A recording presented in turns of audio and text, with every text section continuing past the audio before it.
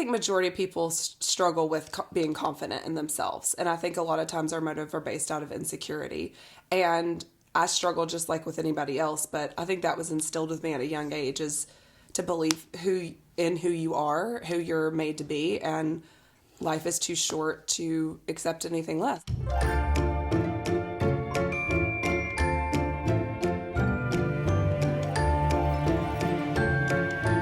Welcome everyone to the Lauren Rainey Tenney Show. I am Lauren Rainey Tenney. This is our couch and this is our lovely guest. Cassandra Hager is my friend, my hairstylist, stylist to the stars. I am not the star, but she is stylist to the stars. I'm just so excited. Me too. That you're here. Me too. She's here to talk about boundaries in the workplace. And I couldn't think of a better person to be on the couch talking about boundaries in work than a hairstylist that works for themselves and that books clients and keeps up with clients and does it all. Thank you for being here. Thank you. I'm excited. I talk on here a lot about your vibe attracts your tribe, and the people that I know, they hear me say that all the time. And I don't think that is a small thing. Okay. I think that it's a really cool thing that happens in an unspoken way to us. And people come in your life and you know that there's a reason for that. And I think it's because Cassandra and I are very aligned on a lot of things, a lot of issues, and just life in general. And she's done a lot of personal growth work and development, and you probably didn't even know that's what it was when you were kind of coming into your own. So I think that it's going to be a really good conversation. Yeah, I'm excited. And we're going to be talking about boundaries in the workplace, which, as a hairstylist, there is no one that knows about boundaries in the workplace more than you do. Yeah. I'm convinced. Yeah, it's hard. I mean, my husband and I have other businesses. But still, I was thinking, when I was thinking through questions for you, I was thinking there's no one that understands that better and has to be good at it to live a peaceful life. Yeah. Right? Yeah. So we're going to talk about that. So, Cassandra. Oh, Lord. We've talked about boundaries in so many areas of our lives. We talk about it for 2 hours every 6 weeks. Yep. To remind the audience, a boundary is a fence. It's not a wall. So it's a good thing. Boundaries are often for protection, and honestly, they bring peace, which we've talked about a lot. But I've had a lot of questions. Are boundaries selfish? The question usually is, but aren't boundaries kind of selfish? Are boundaries selfish? I think it depends on the motive, where it's coming from. If it's to hurt someone else, I think that it can be selfish. But if it's to protect you and protect your family from a toxic relationship or a toxic environment, I don't think that it's selfish. Yeah. It's needed. It's needed. Yeah. We all need it. You are in an industry that doesn't shut off. It's, especially now with social media and all the ways people can ping you to ask you questions about hair. Yeah. Or talk to you about getting their hair done. Like, it doesn't shut off. And hair to women, I don't think there's anything more important. Maybe more important than their children to some of them. Let's hope not. But when I texted you for the first time to talk about hair and just to talk about, seeing you for the first time, I felt your boundaries immediately, and I really respected that. You were direct, informative, but direct and firm, and I appreciated that. So why is that important? I would love to unpack that a little bit, because that's extremely important to you. I just think it's important to set parameters in the beginning of this is my business. I spend more time doing this than I do anything else, but it's also in my nature I'm all about communication, and I don't beat around the bush. I keep my cards face up. I'm just very honest. Sometimes some people would say brutally honest, but I think it's really important just in the very beginning to establish where you stand. This is how I run my business. This is how I conduct. This is my livelihood. This is how I communicate, and why not start off on the right foot? Yeah, and I think that brings me to, you want to manage expectations. That's what you're saying. Yes. And I think that is where a lot of us get into trouble. We don't do that. We don't communicate that well. Yeah.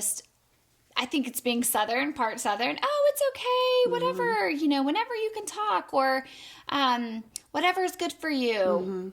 But it's not good for you, me. And so, but that's my responsibility to to kind of manage those expectations, and that's what you do. Yeah. What I'm hearing is, you know, it's going to be better for your working relationship with this person if you're direct from the beginning.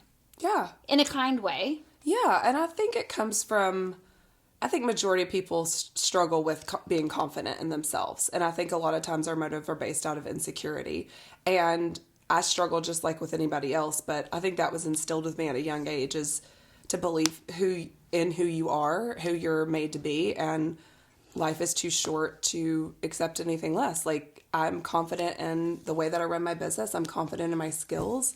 I know what's going to produce the best outcome. So this is my game plan. Right. And some people don't always adhere to that. Right. And I've had to part ways with people professionally and, you know, in friendships and relationships in the past. And it sucks. It's hard, but I mean, you're not meant to do business with everybody. Right. And life with everyone. Yeah. Yeah, we talk about that a lot. People come in and out of life, and there's always reasons for it. I think one of the reasons that I wanted to talk about the things that we're talking about on the show is that there are people that weren't taught that. There are people that wasn't a normal thing to them. Yeah. And so they kind of flounder. They're floundering in relationships. They're not great at communication because it wasn't modeled to them early on. And that is what our conversations, just so you know, it's a good thing. You know, my hope is that what you're going to say, and I know what you're saying, will help people. At least kind of go, oh, maybe I should speak differently to my hairstylist. Maybe I should not expect so much. Yeah. Even that little perfect world. Yeah. Even that little change. Yes, absolutely. So when was a time in your work, let me get my glasses on. When was a time in your work that you had to draw a hard line?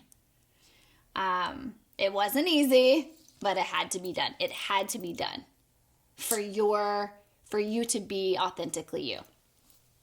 I've had a couple. How long you got? I've had a couple. 48 minutes. Right? I know.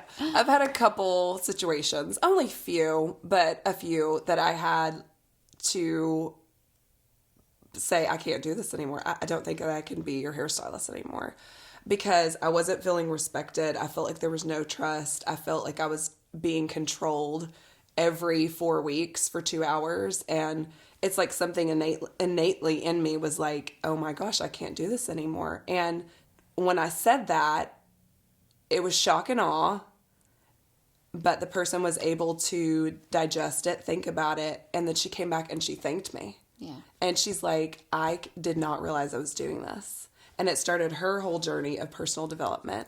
She got back into therapy, and now she's like one of my most favorite people in the world.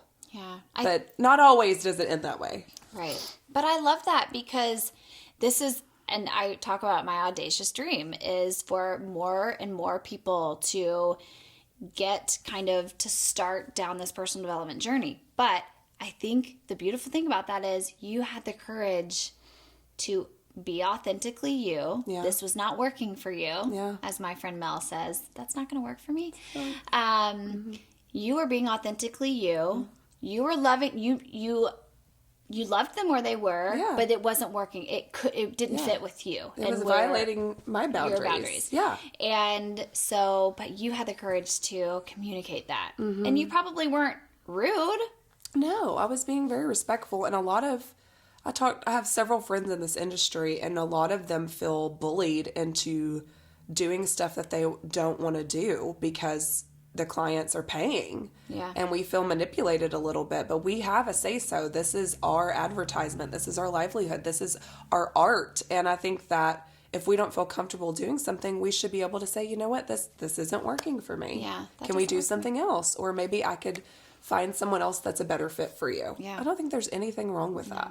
No, I agree. And I want to go back to that. I think that you having the courage to, in a kind way, direct, firm, kind way, say, that's not going to work for me, totally changed the trajectory of her life.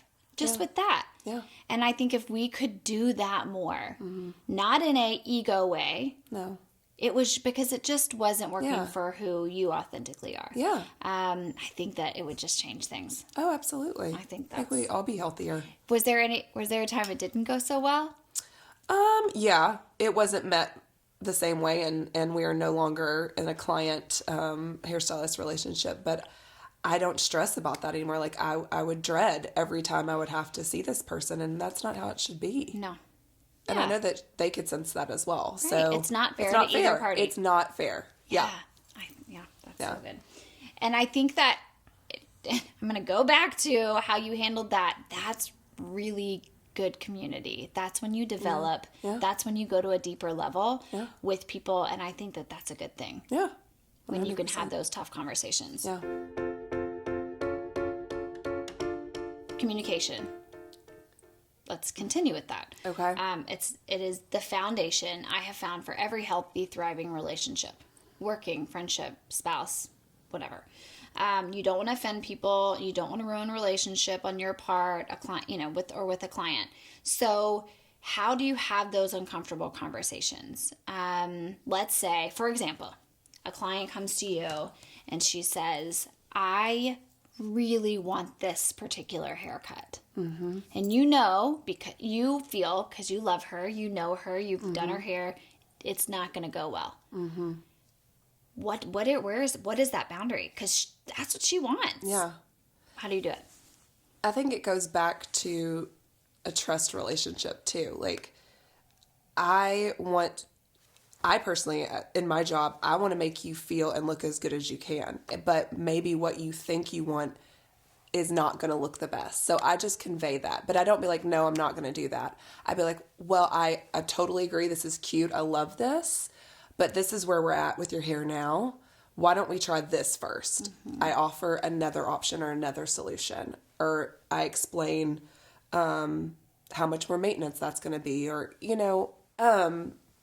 I don't just make it a hard no. I explain why, and I give other options, and I think that's okay. Yeah, again, it just sounds, you do this so well, and that really, I'm going to reiterate why I really wanted to talk to you about this, because you are respectful in the way you communicate with people, and that doesn't go unnoticed, and I love the way you brought in the trust factor, because again, mm-hmm. I feel like if we can learn to communicate well, mm-hmm. trust will build. Yeah. And so then it won't be so offensive. Exactly. If you, hey, I hear what you're saying. Mm-hmm. I know you really want that haircut mm-hmm. because I know you and love you. I'm just going to give you some things to think about. Yeah, I think that's exactly it. It all comes down to trust. And that's where some of my client relationships have gone south, is because I didn't feel like they trusted me. Mm. So they didn't respect me and what I said. So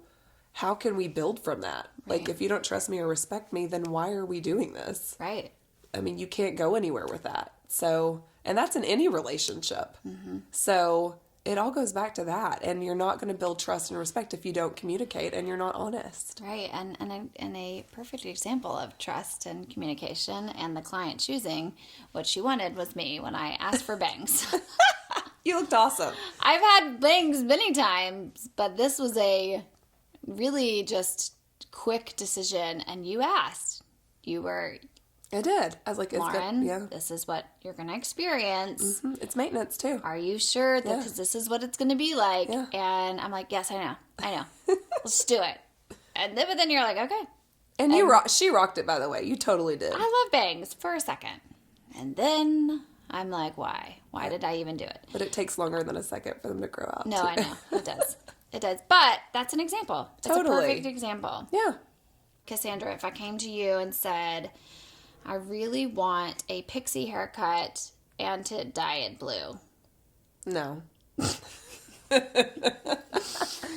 be a hard no. I'm not feeling communication here. I feel like that's a hard no. I won't do that. That's not going to work for me. That's not going to work for me. It's not going to work for you either. There's someone down the hall and I think that's, I like that, because there are many situations where someone will just do what you ask. Yeah. And I see that a lot. and not regard how you will feel about it eventually. Well, what I see too is so many times women try to control their lives through their appearance, and that's really sad.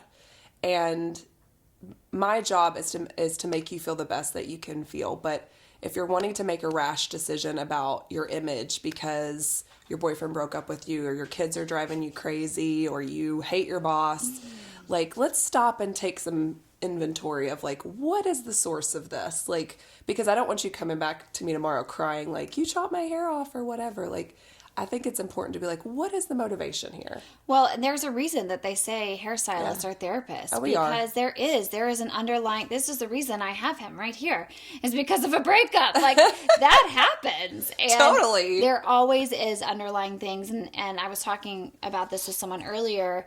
It's all about self-awareness. And if you can just get, I call it the original gangsta, to the OG, to the person inside that's not your ego, just the original person. If you can get down to that level and think, okay, why did I say this? Why am I responding like this? Why do I want to go get blue hair?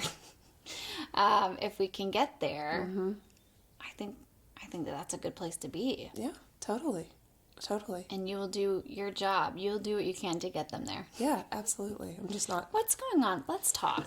What's going on with you? That's what you're saying. Yes. Yeah. I'm like, did anything crazy happen in the last week? You know, and usually 9 times out of 10, there's something going on. And I'm not faulting anybody who wants to dye their hair blue and chop it off, but no.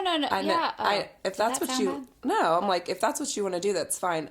I know my clients. My clients have been with me for a really long time, and I've been doing this for almost 8 years. And so usually if they come in and they're throwing me something out of left field, I usually know them well enough to be able to say something like, let's check for a second before we make a huge decision like this. Yeah. Because I don't want you to feel bad about it tomorrow. Yeah. You know? Communication. Yeah, girl. If you are a person that didn't really know what boundaries were, that haven't really put boundaries in place, especially in the workplace, what would you say to that? How would you start? Start small. Right. And start implementing, I can relate to my profession as someone who's self-employed as business hours. And if it's after 5 or 6, don't answer texts, phone calls, like start establishing that with your clients. And you probably will have a few people that violate that, but just it's not an offense to them. It's that I have certain parameters in my life where I spend time with my family and my business is separate. And I think that that's okay. And it's going to be hard, but the more you practice it, it's going to become permanent. But Cassandra, what if I lose clients? And that's what if I feel like I have to get back to them right away, or they're not going to want to see me, or they're going to go to someone else? That is a complete legitimate concern, because I still struggle with that. Because I still get new client requests, and I feel like if I don't get back with them, they're going to go somewhere else, because that's the world we live in. People want instant gratification. Right. However, that is not always how we can run our lives. And fear, that's fear. It's all yes, absolutely. And like I said, it's a legitimate concern, but you shouldn't make decisions with your life based out of fear. I mean, we all know that, and it's my livelihood. I get it. But if I lose clients because I don't text them back at 11:30 at night, then I don't want them as my client. Yeah. I think, to your point, this is, again, it's all connected. Yeah. If we can get to the point where if we set boundaries, that means our time, we're doing what we're supposed to do with our time. We're taking care of our priorities, our family, our husbands, whatever. And if we are confident that we're doing that from that true place, that authentic place, then we don't have to worry, because we know that everything's going to happen as it should. Absolutely. And if that client goes away, it's just it wasn't not for meant to you. be. But if they're fine waiting, then that's probably the kind of person you want in your chair, or you want to do business with in other fields. And I could say this from growing and learning and not always implementing my boundaries, but 8 years into I've been a business owner for 5. I love every single one of my clients. And back to your point where your vibe attracts your tribe, it really does. When you are operating in your authentic self The OG. and being true to who you are, it really does attract the people that mimic that. Yeah. And same with my friendships. And I mean, I don't have the same best friend that I had, I hate to say this, since I was 5 years old. Like my life has kind of been a revolving door of friends. And some people are like, oh, that's sad. You're not still, like, no, I feel like people come in and out of your life for a season, and they've taught me and I've taught them, and I'm okay with that. I don't grieve it. I think everything happens for a reason, and sometimes people in your life for just a season, and that could be in the business world too. Yeah. Clients, bosses, jobs, whatever. Like, it may not be forever, and that's okay. Dana is in the room. Yeah. We were just talking. She brought up a good point. Yeah. Credit where credit is due. Totally. But if you do not set boundaries in place, and we've talked about this before, you and I have, we've talked about it on the show, but a reminder, if you don't set boundaries in place, there's resentment that builds, right? Yeah. What does that look like? In the workplace, absolutely. You start resenting your boss, your job, your coworkers, and in personal relationships and family and all that. And that can just be a building block for hostility and all kinds of negativity, and relationships can be ruined from it. And which is not necessarily fair to them. No, because they did not explain. You didn't tell. You didn't manage your expectations. You didn't speak your truth. Right. Yes. Yes. And it isn't all your fault, right? When there's conflict, but I think that it's avoidable. Right. And I think that that's one thing that I would love for just us in the world to get to is, hey, if I'm blaming everyone else for all of the failed relationships, that's probably a red flag that maybe I need to, right? Yeah. Like, what's the common denominator and all that? Yeah. It just all goes back to being honest and being able to communicate and say that this is not working for me. And that's the hardest place to get to. But whatever way you can find, if it takes therapy, if it takes prayer, if it takes talking like this and finding people that are like-minded that will encourage you along the way, I mean, that is where we're all going to be healthier. Well, and to that point, that's a really good point. In the book Boundaries by Henry Cloud and John Townsend, throughout the entire book, over and over they repeat, you have to have a group of people that champion you through this boundaries process, that have done it before. Totally. That can do it out of love, help you do it out of love, and that's a must. Yeah. You can't, it's harder alone. We're not meant to do things alone. And I think community and having like-minded people around you that can support you in all ways, you're going to be more successful. Right. And there's going to be hard times, and there's valleys and there's mountaintops, and they all last for a season. So having a support system through everything is crucial. I cannot remember what book this is from. It could have been Boundaries. I'm not sure. But basically, you implementing boundaries, personal development, it doesn't mean that once you're good at it, or you start implementing things that help in different areas, it doesn't mean that you're not going to have conflict in life. It doesn't mean that there's not going to be hard times. However, it does mean there'll probably be less because you are aware, you are growing, you're learning how to communicate. Yeah. And so for me, if someone told me that, if you could have less conflict, if you could have deeper relationships, if you could, I would be like, totally, I'll do it. What do I do? Yeah. And I think, again, that's why we're talking. That's why I want to, I would love to talk about this till I'm blue in the face. I know. And I have. I say all the time. No blue hair yet. People are going to get so sick of hearing the word boundaries from my lips. I'm going to have to come up with a different word. What is the difference? Let's talk about limits. Guardrails. Someone said guardrails yesterday. Yeah, and that was the first time I had heard that. And I loved it. Rapid fire. Worst haircut you've ever given someone. Please describe it. Oh my gosh. It probably was like in hair school, honestly. I think I had to perm an older lady. And I I loathe perms so much, and cutting like really short curly hair is so hard. I think that was it, and I was mortified. But I mean, I was also in hair school and learning, and that's when you're supposed to mess up. So I'd rather mess up in school than when I'm actually... That's why I don't do perms. Thank goodness that was before you started posting on Instagram. Instagram. Oh, yeah. Okay, number 2, best compliment, most thoughtful compliment you've ever received after doing someone's hair. And you probably have received it multiple times. Best compliment. I've heard, like, I've never felt this good before. And especially, you could see, it may not even be the words that they say. It's their countenance changing. And watching them just get the confidence that they were lacking. That's why I do it. That's why I love it. Oh, that's good. Yeah. I could see that. Yeah. Do you cut your dog's hair? Clover. Okay, this is so funny. No, but she sheds, so but she probably could be. I just tried to cut her flank hair, like on the back of her legs the other day, because she's a border collie mix, so she has a ton of hair. Y'all, it looked terrible. There's a reason why there are professional pet groomers, and people pay them handsomely, and my dog looks like somebody attacked her with a weed whacker. My husband came home, and he's like, what did you do to our dog? I'm like, I just couldn't stand it anymore. It's awful. That's hilarious. Yeah. Bless her heart. All right, dream vacation, Cassandra. Oh, my gosh.